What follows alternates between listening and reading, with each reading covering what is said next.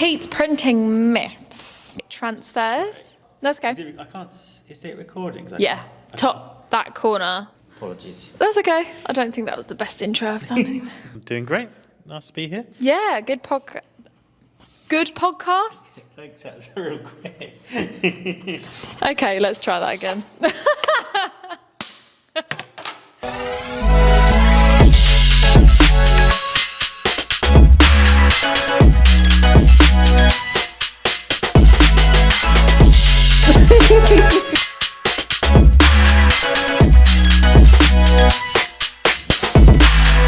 Hello and welcome back to the #1 podcast for garment decorators, hosted by Target Transfers. My name is Molly and I'm here with Andy today. Hi everyone. And we're going to be talking all things heat printing myths. There's been quite a few questions, or I should say statements recently from a few of our customers who are either getting not necessarily misinformation, but there are things that they're doing that they could be stopping, causing them to be, a bit less efficient, or like processes that they don't need to be doing twice. So we're going to talk a bit about that. I think there's quite a lot of businesses that perhaps have inherited businesses, inherited production techniques and processes. Some things make sense, some things don't make sense. As we kind of became aware, we've kind of always been aware of this, but speaking to people at P&P recently, it kind of highlighted the fact that we needed to do a bit of myth busting, because a few things that raise eyebrows that we've heard of recently. Myth busting, I like that term, the myth busting podcast. So I'm basically going to quick fire at Andy today, and he's going to tell us exactly why you do not need to be doing these things, or why they're inaccurate, basically. So the first one is that you have to press the transfer twice to make sure it's on the garment properly. This is number one thing that people make the mistake with. The answer is no, you don't. It's a lie. It's a lie, yeah. It's one of those things. I know that people tend to do it because they feel nervous about pressing something. They're like, I really want this to stay on. I want to impress my customer. So I'll hit it again just to be sure. But the honest answer is, if you're using good quality products and good quality heat presses, then you don't have to do it. Yeah. It's just a bad habit, really. It's a time waste. Doesn't achieve anything. If you're using cheap products, it's not going to help it either, to be honest with you, because they still won't last. Even if you hit it again, it's just going to maybe prolong the inevitable, but that'll come off in the wash maybe after 15 washes instead of 10, but really it should be lasting more than 75. It should last the lifetime of the garment. It's just adding in another step to your production process that doesn't need to be there. Yeah, it's just a waste. That time could be spent pressing more product and having more capacity and a quicker turnaround time. It's just don't need to do it unless it's a distressed vinyl. We do have some vinyl products and metallic ones where you can hit it again to make it look distressed, to kind of almost make it look vintage. That's okay that you can do that because it's been designed for that. But like all flex vinyls, like our sports film or our premium plus, our stretchy vinyl, don't need to do it. All of our heat transfers, so that's the screeny ones, the ultra colour, the director film ones. If someone's asking you to hit it again, I'll be like, that's a red flag. Yeah, and that distress one that you were talking about, that second hit isn't necessarily for longevity, that's for the look of the transfer, right? So if you were to hit it the first time, it makes no difference. You can make it sort of duller and sort of use the texture from the garment really to make it look vintage. So if it's got a bit of a weave to it, you can push it into the weave further. Oh, okay. And kind of bring through some of that texture. But that's been designed and built like that. So if it's just a normal heat transfer, like a matte or a semi-matte finish, it's like a red flag for a cheap product, because if they're telling you to hit it again, they must be worried about the quality. That it won't stick down, yeah. Okay, so moving on from adding an unnecessary step to the process removing an unnecessary step to adding a necessary one. So this next one is, I don't need to pre-press my garments and my transfers go on fine. I would say this is kind of an essential step in our opinion. So I guess it depends on what are you doing to test that. So I mean, because this is something that people ask quite a lot, is that you could fuse a transfer onto a t-shirt and it looks great. It's not peeling off or anything. But it's doing is what's happening later down the line. Yeah. If you say you put a transfer on and it's like 95% done, but because you haven't pre-pressed, there's a bit of moisture in there, or it's not a very flat surface, it might stay on for the first wash or a few washes, but it could come off after like 10 or 15.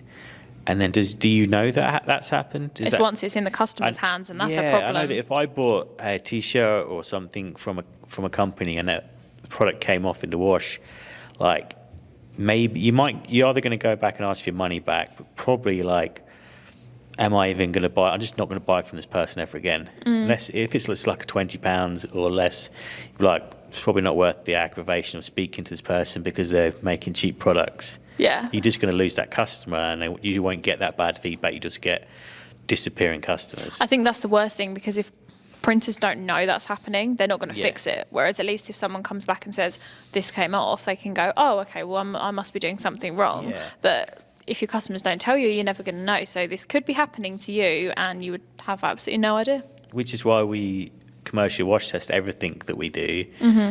So the instructions we give, which include a pre-press of, it's only 3 to 5 seconds, that's the process that's been commercially wash tested.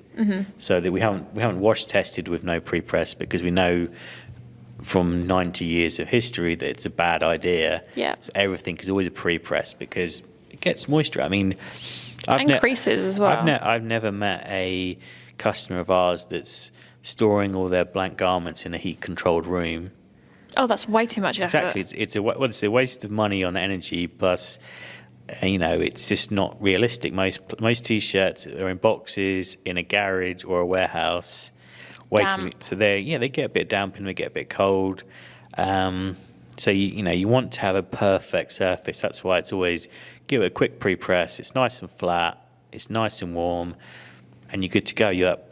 You follow the instructions, and it will last for the lifetime of the garment that way, which is what you want. Yeah, and I know you can't necessarily see the difference in the moisture in the garment, but you 100% can with the creases and sort of lines in there from where it's been. No one stores all their garments hanging up on a rail, and even if they do, there's no guarantee that won't have a slight crease in it, or if they've been folded or screwed up in boxes, you can physically see the difference from when you do that quick 3-second pre-press and when you don't, so... okay, moving on. You can only decorate T-shirts. Oh, that was the end of it. You can only decorate T-shirts. Okay, well, that's definitely not true. I think... We're wearing an example. Yeah, we're wearing an example. We've got hoodies on today. We did a live a couple of weeks ago as well, around the coronation, where we've used bags and pillowcases and tea towels. Anything that can take heat can take a heat transfer.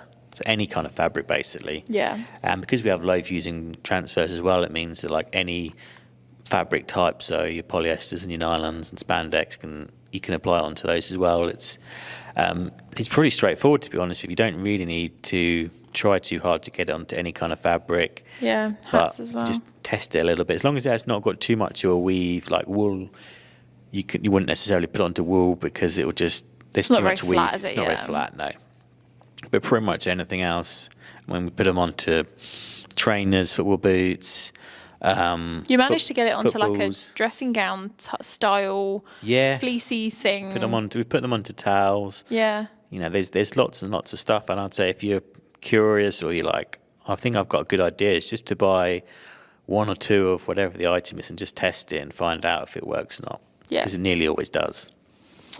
Cool. Right. So moving on to the transfers don't last as long as other print methods like screen printing, which you've literally just said they're industrially wash tested to 75 plus washes is our new standard. So yeah, so we're always like probably multiple times a year, always retesting our stuff to make sure that everything is working as it should be. Every time we bring in a new transfer type, it's always wash tested before anyone ever sees it.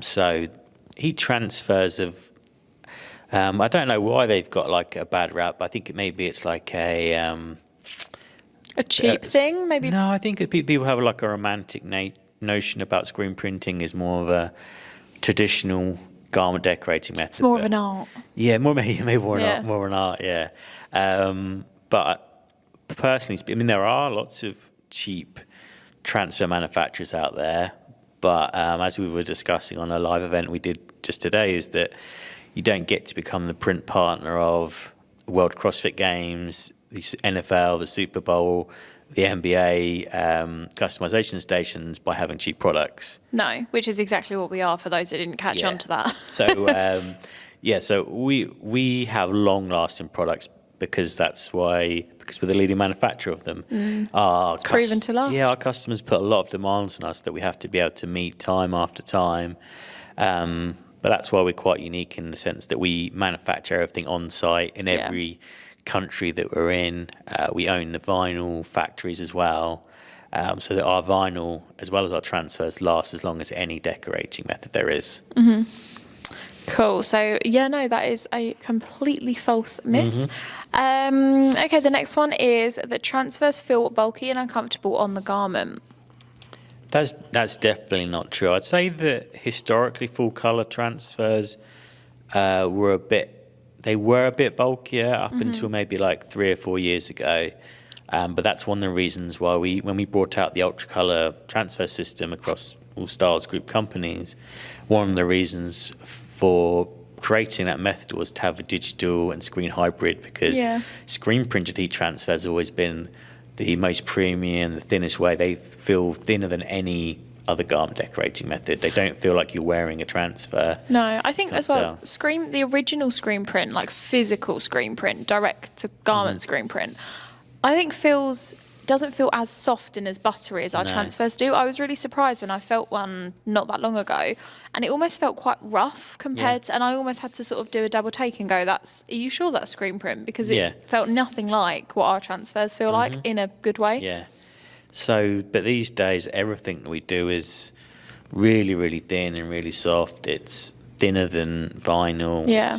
And it always has we just try and get like a matte or a semi-matte finish on it as well. So it feels really nice and premium too. So it's, you can't tell. I mean, we've got big prints on our tops at the moment. You don't notice that you're wearing these prints. They're not uncomfortable in the slightest. They're quite nice, actually. They just become part of the garment once you've used them. Yeah.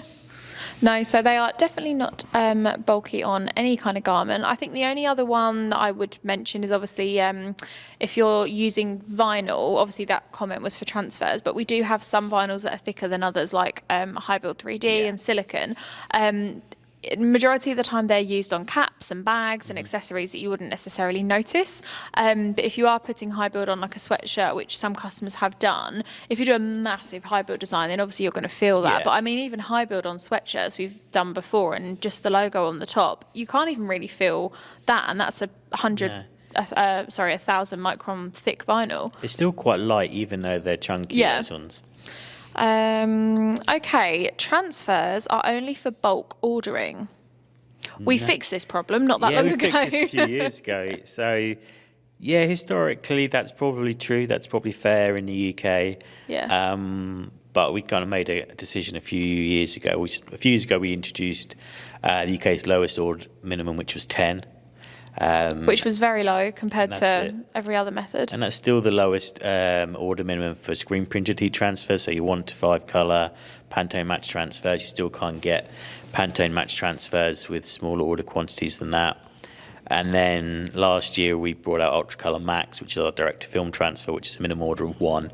So I mean, there's nothing small. So literally no minimums. But it's definitely worth playing around with the prices, because it's definitely true that the more you order, the cheaper it gets. Yeah, and with Screen and Ultra. Yeah, across all of our transfers, and you'll be quite staggered at just how cheap you can get it. So Ultra Colour, for instance, which is a minimum order of 10, you're looking around about £6 mark for a minimum order.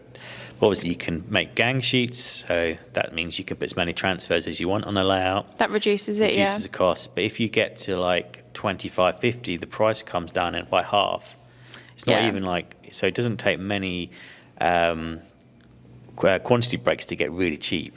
Yeah, people sometimes hear the prices when we talk about them on our lives and things, and they're like, no, that can't be right. And we go, okay, upload your artwork and have a look and see what it comes out as. And they're like, oh my God. Yeah, and there's no manufacturing time or cost to you. That's the biggest thing. Yeah. I think people think the time and the effort that it takes to actually fuse one, whereas it's, you know, you spend a couple of minutes ordering it online and then a couple of seconds when it arrives, like 10 to 12 seconds to press it when it arrives on your door, and that's it. Whereas before with, I don't know, like screen print or the other methods, it takes so much longer to set it all up and to physically print it, which you don't have to do with transfers. Plus, there's, you know, there's no electricity cost, there's no That's true, compressed air or gas cost, there's no warehousing cost. It's just, that's the price. There's no artworking costs.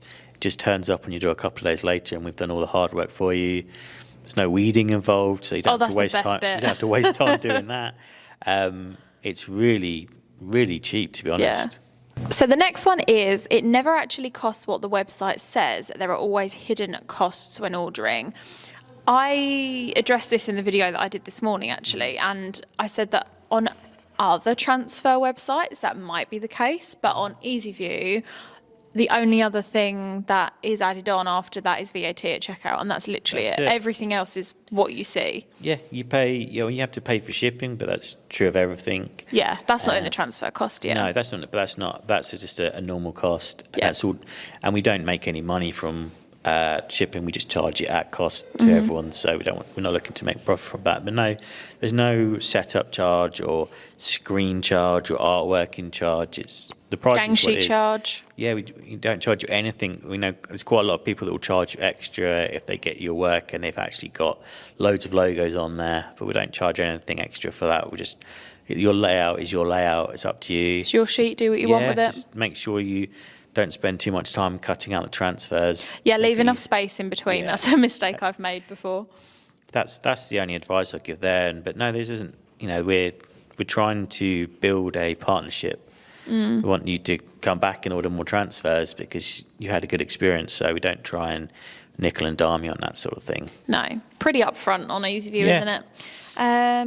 It means that you can go to your customers and have the website in front of you and live charge them artwork. That's a good point. Yeah. So that way the prices are always always the best price online. So it means that you can be like, okay, yeah, it's X amount per sheet, and then you can work out what upcharge you're going to give to your customer, and that way you can secure your business a lot quicker because you don't have to finish a meeting, come back to ask for a price. Just do it then and there. Yeah, and the other thing is as well is that it's open for everyone to order. There's no account history that needs to be submitted. It's just you can place your first order, you can pay on credit card or by bank transfer. It's entirely up to you. We're happy to get any business started that way. So it means if it's your first ever transfer order or your 1,000th, it doesn't really matter. We're there to help. That's definitely a common misconception that I think, well, other transfer suppliers might obviously have, what's the word I'm looking for? Not rules, qualifiers before you can order. Yeah. But yeah, there's nothing on EasyView like that stops you from ordering. Where are we at? Okay, transfers fade and crack. We've covered that. That's definitely not the case. If in doubt, there's some good pictures on our Instagram where we've shown the wash test. So if you want to see for yourself, go and have a look on there, and you can see the colours are just as good after 75 washes as they were after 25 or 50. Yeah, and they don't move at all, do they? Transfers are only for cotton and polycotton fabrics. This definitely isn't the case because we were fusing DTF transfers onto 100% polyester Audis tops at Printwear and Promotion, and they were completely fine. Absolutely fine. Nylon, spandex. Something we do that's quite unique is that we put stretch into all of our transfer products. So this is not something that everyone offers as standard. Some people will charge you extra for that. We don't do that. So it means that you've got a lot of flexibility about what you can put stuff onto. Because it will stretch and rebound with the garment. But we also have like low fusing temperature products as well. So I don't know, depending where that question's come from, which customer, it could be that they're worried about scorch marks, for instance. So they kind of like, although you could fuse onto something, they're like, well, it doesn't look very good because there's a box, mark on it. But we actually have a low fusing products. Our Ultra Colors transfers are water based, so they fuse at 120. Which means that you don't get the press marks and the scorch marks on your garments. So it means that you can fuse onto any material, even if it's heat sensitive or stretchy, whatever the limitations you might think are there on it, they're not there. Yeah. That kind of takes us on to the next one of the profit margins aren't great with transfers, and obviously we've spoken about how greater quality the transfers are, but price-wise, just because there's a low minimum order, it doesn't mean that it's expensive. No, we've always try and make sure we have the most competitive prices for ourselves. I mean, I can't speak for other people, but we want to make sure that you can have a profitable business. So, I mean, I'd say on average, if you're filling a gang sheet, even if in the low minimum order, you're looking at like between 20p and 50p a transfer. Yeah. And if you're putting that together with £3 or £4 t-shirt, that's not a lot as an all-in price. I really don't see how you can, if you're doing it yourself, how you could bring the transfer price to be down, less than that if you've got all the electricity and those overheads and the staff time it takes to run these machines. It's just, even on any kind of, if it's screen printing, embroidery, you name it, it's just not possible to do it that cheap. So the profit margins are fantastic. Like I said, we've got some of the leading brands internationally use heat transfers, and there's a reason they do. They wouldn't do that if they were losing money on them, would they? That is a very good point. And the final question, or final myth, I should say, that it's a big investment. Heat printing is a big investment if it doesn't take off. One, why wouldn't it take off? Because there's a million things that we can do to help you with that before you get to that stage. It doesn't have to be. You don't have to spend thousands of pounds on a machine. I mean, a lot of people tend to start off with the auto-open machine, which is around about £1,800. But you could start with a Clown Basic, which is 350, 400 quid. Or a Max around 700, 800. Yeah, so it doesn't have to be a big investment. The machines last a long time. They have lots of warranties on them. So there's a lifetime warranty in the heating element. Most electronics machines have 5 years on the framework. So if you've got to think long term, that even if you're buying a mid-range machine, it's like, okay, I'm going to try and pay it off after 3 or 5 years. And you find that actually what that really means is it's going to cost you £1 a day to have this machine. And if that machine's fusing all of your work for you, that's really not a lot. You could easily spend a lot more than that on lots of other things within your business that will cost you more than, say, £1 a day. Yeah. So it's really not expensive. But even if you don't have the upfront money, we do finance options as well, over £1,000. So you could spread it over 12, 24, 36, probably 48 months as well. So even if you want to spread that risk because you're just starting out, then there's so many options for you. And we've got price breakdowns on every single heat press of what it would take to actually pay this press off as well. So you can have quite achievable and realistic numbers, because a lot of them you're looking at sort of 8 to 10 t-shirts a month.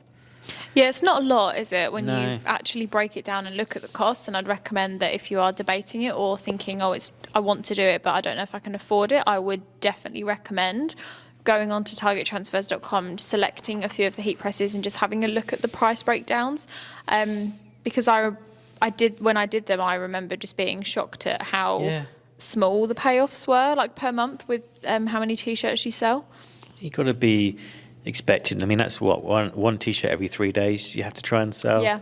Which is not a lot to kind of just to get to the point where you're paying off that press, and that's year one payoff. Yeah, and it's not like we were doing it at really, really high RRP either. No. These t-shirts, we were saying it costs around £3 to £4 for a t-shirt. If your transfer costs £1 to £2, which if you did a gang sheet, it would definitely not cost as much as that. But we went up just to round it. So say total cost of your t-shirt and your print to be £6. If you were to sell that for 20, which is average for a t-shirt, between 15 and 30, 35 if you're going up market. So that's not really, it's not like a really high price for what you're selling it for. It's pretty achievable. Even if you're selling them, say, like fulfillment, and you might only be able to do like £10 or £12. Yeah, you're still making double. Yeah, you just need to get a couple of jobs with like 100 or 200 prints across like t-shirts, bags, hoodies, etc. And straight away you've got to a point of break even really quickly. So it's really achievable. It's if anything, I'd say it's the cheapest way to get started of any kind of garment decorating. It'll cost you a lot more to buy an embroidery machine. It'll cost you a lot more to buy a screen printing carousel or a direct-to-garment printer. And most of them tend to use a heat press anyway. So Yeah, and they take up more room, they cost more money, they need manning 24/7 or however many hours a day you you've could got easily run them this on. out of your bedroom. Yeah, and it doesn't need monitoring constantly when it's on. It's just whatever you're using. Yeah. That is all of them I had. There are a few more on there, but they're duplicates, like heat print's expensive. We've covered that, Yeah. things like that. So, yeah, they are just a few heat printing myths that we've been approached with recently that we wanted to just clear up, because obviously there's a lot of information and a lot of content on socials, on websites across different suppliers. So we just wanted to clear that up so that everybody's got the right information. I think the main thing is, if you're something you're doing in your process or the way you're approaching things with heat printing, you're like, this doesn't make sense, is to reach out to us and say, I'm doing this, but it doesn't make sense to me. Why am I doing it like this?